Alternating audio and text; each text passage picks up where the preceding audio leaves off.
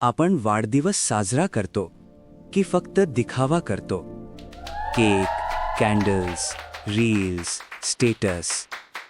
एक दिवसासाठी आपण सेंटर ऑफ अट्रॅक्शन बनतो. पण एक प्रश्न विचारलाय का कधी? हा दिवस खरंच आपला आहे की फक्त इगोचा?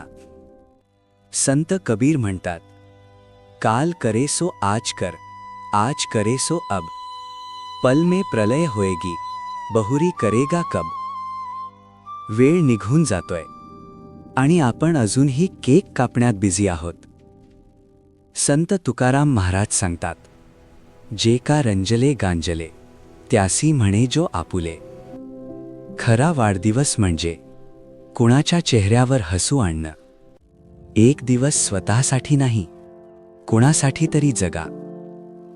या वाढदिवशी केक कमी कापा, पण दान, सेवा आणि प्रेम जास्त करा. तुमचा पुढचा वाढदिवस तुम्ही कसा साजरा करणार? केक की कुणाच्या चेहऱ्यावर हसू? कमेंटमध्ये नक्की सांगा. लाईक, शेअर आणि सबस्क्राईब करा.